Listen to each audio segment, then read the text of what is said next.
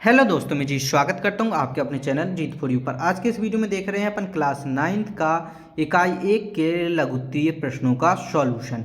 ठीक है ना। इससे पहली वाली वीडियो अपन ने सॉल्व कर ली है, उसकी लिंक आपको डिस्क्रिप्शन में मिल जाएगी, वहां से जाकर आप पूरी प्लेलिस्ट देख सकते हैं। चलिए तो अपन इस प्रश्न को देखते हैं, लघुत्तरीय प्रश्न, जिसमें मानसरोवर से कवि का क्या आशय है। उत्तर में अपन को क्या लिखना है। मानसरोवर से कवि का आशय मन रूपी पवित्र सरोवर से है, जिसमें परमात्मा का प्रेमी रूपी शुद्ध जल भरा है, जो हमारे मन में स्थित है। अगर आपने अभी तक इसकी पीडीएफ फाइल डाउनलोड नहीं की है तो आप मेरे इंस्टाग्राम को फॉलो कर सकते हैं। मेरे इंस्टाग्राम आईडी का नाम है जितेंद्र0606। ये मेरे इंस्टाग्राम आईडी का नाम है, यहाँ पर जाकर आप फॉलो करें और मुझे मैसेज करें तो मैं आपको इसकी पीडीएफ फाइल प्रोवाइड करा दूंगा।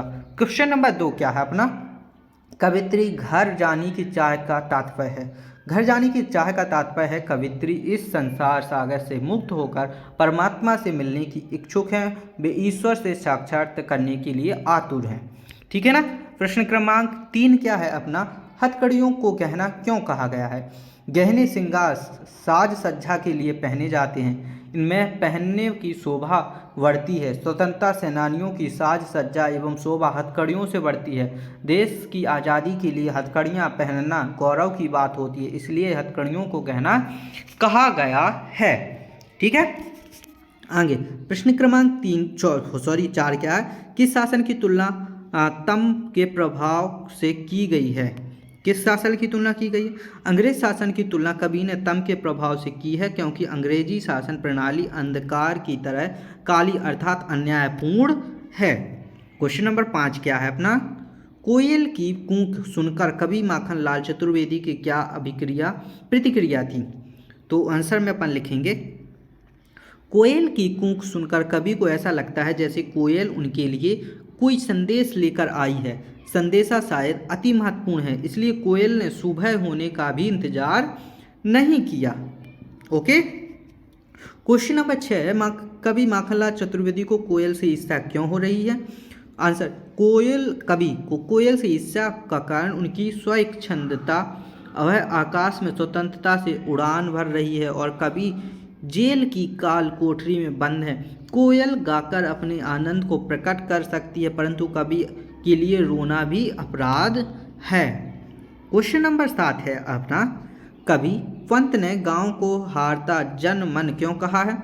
तो आंसर है, कवि गांव का प्राकृतिक सौंदर्य सभी के मन में छुपा है, अतः अत्यंत मनमोहक चारों तरफ हरियाली के कारण धरती प्रसन्न है, इसलिए कवि ने गांव को हारता जनमन कहा है।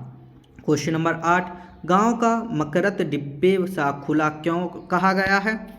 तो आंसर देखेंगे अपन, मकरद यानी कि पन्ना नामक रत्न के हरे रंग की तुलना गांव की हरियाली से की गई है। गांव का वातावरण मरकत के खुले डिब्बे के समान हरा भरा तथा खुला खुला सा लगता है, इसलिए गांव का मरकत डिब्बे का खुला कहा गया है। ओके। क्वेश्चन नंबर 9 है अपना, लता ने बादल रूपी मेहमान को किस तरह देखा और क्यों।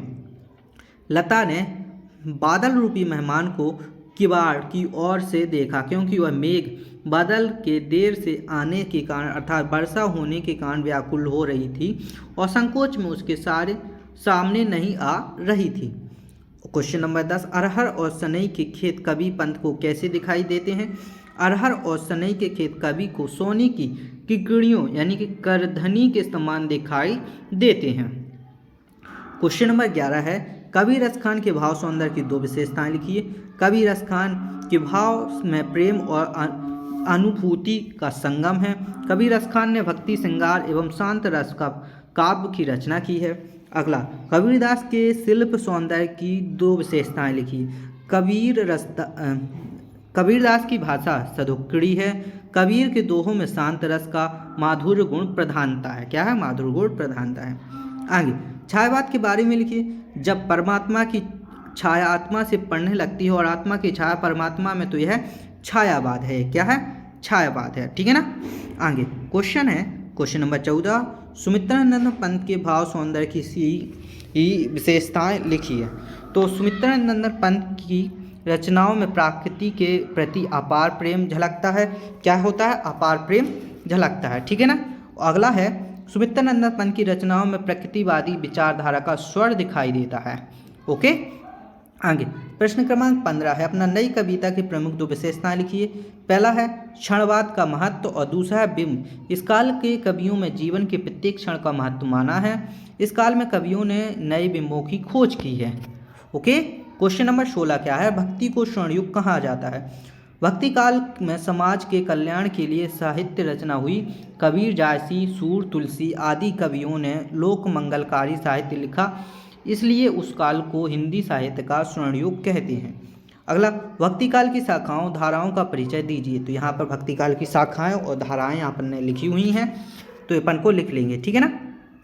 आगे भक्ति काल के प्रमुख दो कवियों के नाम, उनकी एक एक रचना लिखिए। जैसे सूरदास सूरसार साहित्य लहरी सूरसारावली, तुलसीदास रामचरितमानस कवितावली, हनुमान चालीसा और दोहावली।